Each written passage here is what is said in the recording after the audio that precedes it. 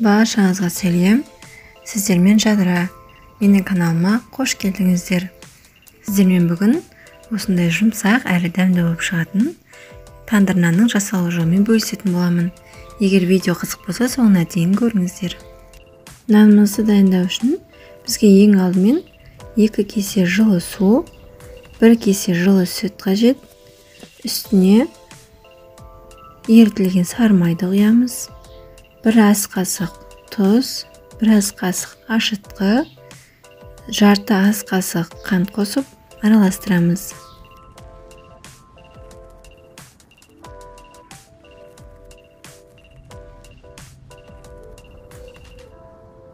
Ұнымызды салып, жұмсақ етіп қамыр илейміз.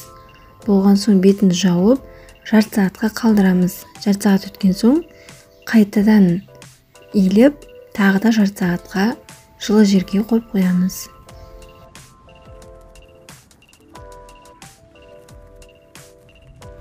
Қамырды қайтарып илеу міндетті, себебі қамырды илей берген сайын ол бір тегіс жұмсақ болып шығады. Мінекей, осындай жұмсақ қамыр шықты. Енді бетін жауып жарты сағатқа қойып қоямыз. Менде қамыр көтерілді, жарты сағаттан соң бір қайдарып алдым. Одан кейін тағы да көтерілді. Осылай үстел үстіне ұнды сеуіп, қамырымызды аударып аламыз. Қамырдың үстіне де кішкене ұн сеуіп жіберсеңіз, қолға жабыспайды. Енді табамызды майлап, осылай қамырымызды бірнеше бөліктерге бөліп табамызға салып шығамыз.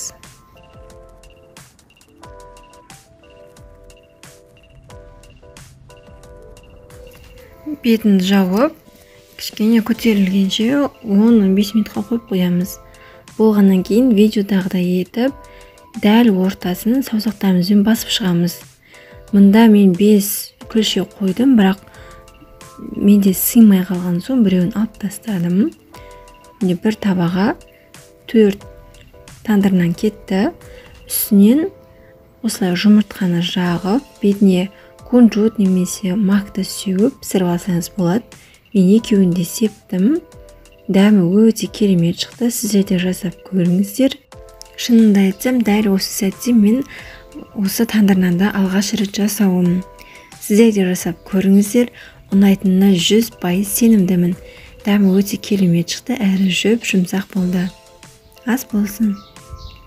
Егер видеоны соңына дейін көрген болсаңыз, лайк басып, пікір қалдырып, менің каналыма жазылуды ұмытпаңыз.